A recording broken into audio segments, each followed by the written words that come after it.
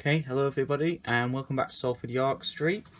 With the layout back and up and running and seeing some significant developments, I thought it was time to continue meeting the fleet. So here we are with Loco 16, which is the beautiful Class 153 by Hornby in Regional Railways livery. No prizes for guessing that from the box. So, first things first, we have the Hornby packaging. I would say typical, but it's not. It's the new style packaging. So it's much better than the old polystyrene business, which was frankly abysmal, and saw more breakages on unwrapping than anything else I could possibly have imagined packaging a train in. But anyway, moving on. Hornby have moved on, so it's time for us to forget about the past and delve into this brave new world of decent packaging, as they finally caught up with Bachmann, Helgen and all the rest of them. So first things first, what have we got here? Well, I think it's fairly obvious, but just to make sure. So we've got the R3477 Regional Railways Class 153 DMU, and it's number 153321. She is DCC ready, or she was. She's now DCC fitted, of course. It was an 8-pin socket, as with most Hornby locos, and she runs very nicely on either DCC or DC. So it really doesn't matter, to be honest, but I like a bit of DCC. And her minimum curve is second radius. So we can see straight away that it's much more appealing, this new packaging, as they've gone for the outer sleeve, which is a little bit tough to get out of. There we go. So that's just the outer sleeve gone. And then we move on to the common sight of the block of ice, which is synonymous with model railways these days, with Bachmann and Helgen both making good use of it. Quite like the red box that it's in as well. I think that looks quite nice. So there we are. There she is, stuck inside the block of ice. Take off the outer sleeve, and then any other weird bits of packaging that they feel obliged to include for whatever reason, and a strange bit of whatever that was. And there's the loco. Straight away, you can see that she just looks lovely, basically.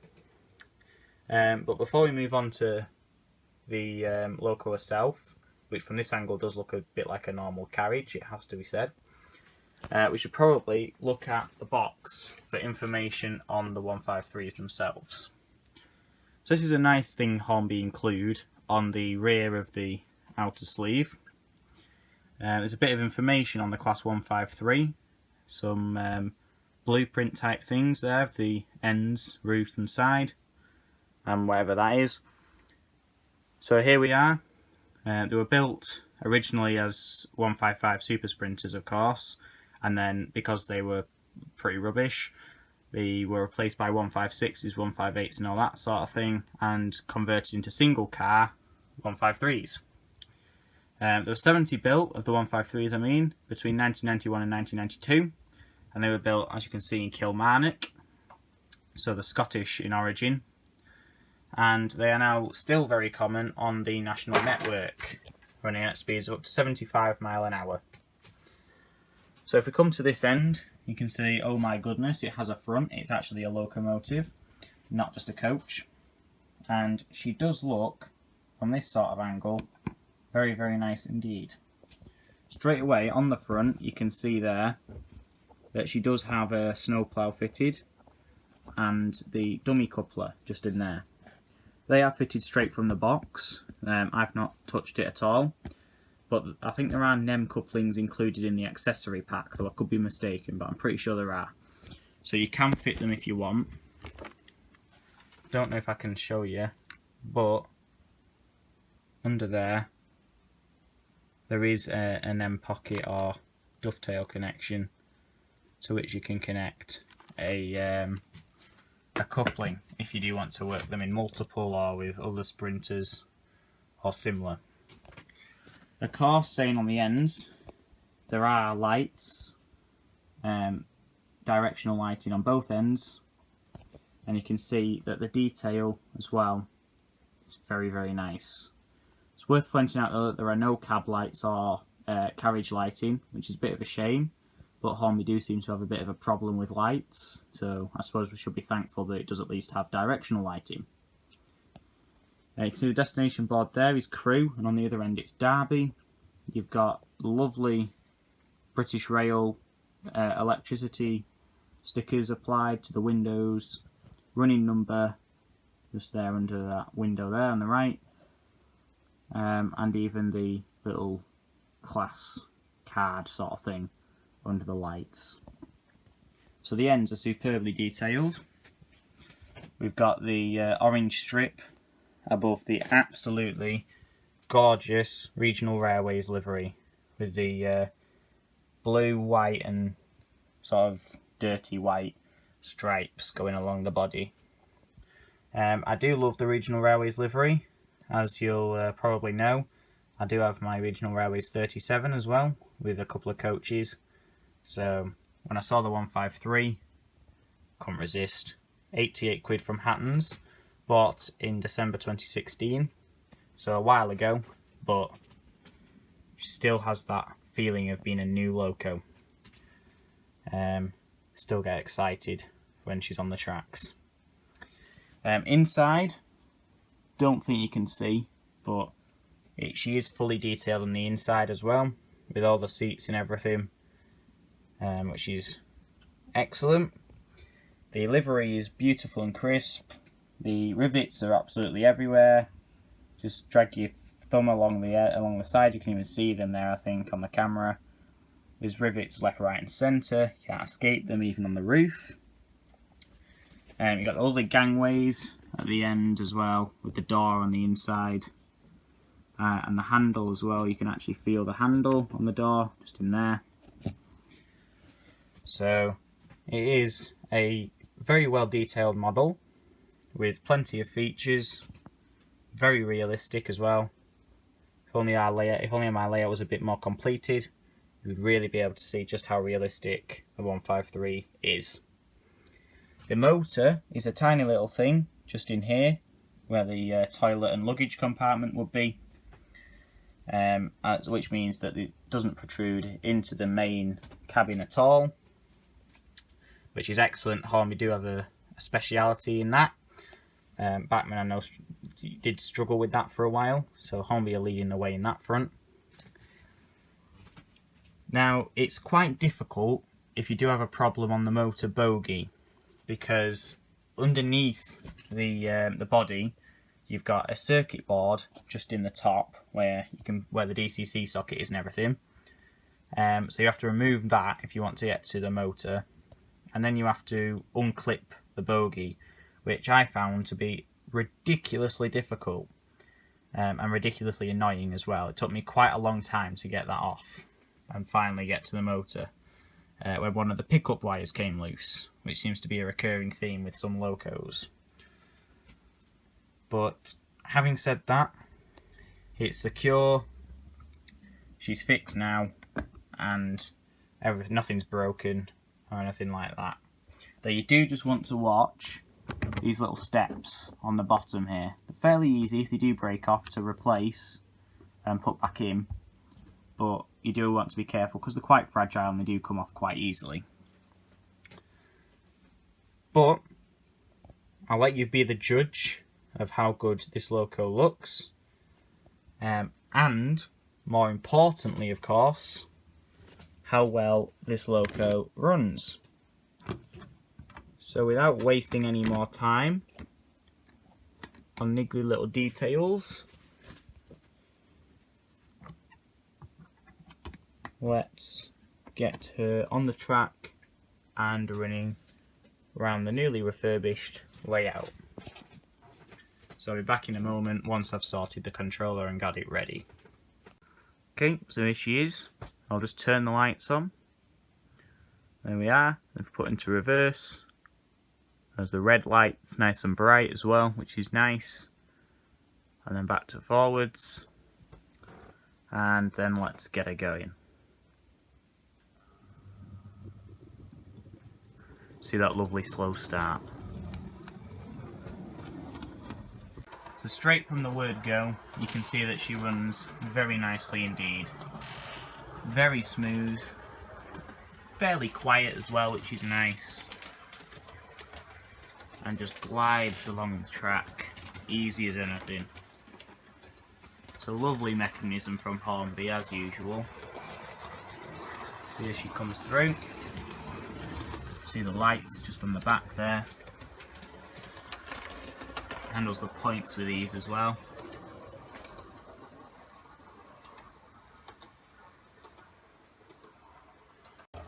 Now, like I said, there was a slight issue with the pickups on this loco, which meant she was constantly stalling on the points. But even though 2 wheels out of 8 were non-operational, she was still able to run over most track, and even some of the points, to be fair. But you do just want to watch out if you do get a 153 for that issue with the pickups, because it's not easy to rectify due to how the bogie is clipped onto the chassis and the sheer amount of electrical equipment you've got to remove to get there. But I'll show you some, I'll get you some shots of her running round now, so you can enjoy the realism of the 153.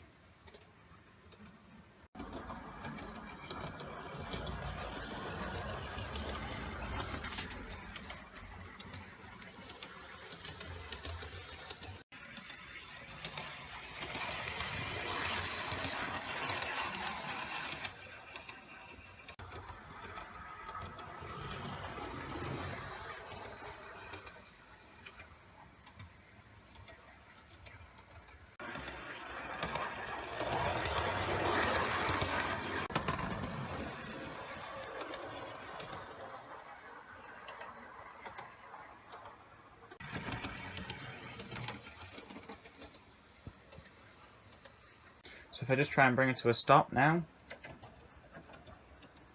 just going to come around the corner. She has got a nice slow stopping effect on her, so she will just take a moment. Here she comes.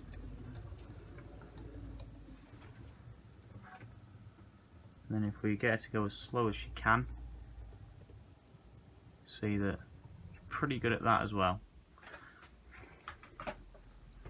And there she is, in all her grandeur.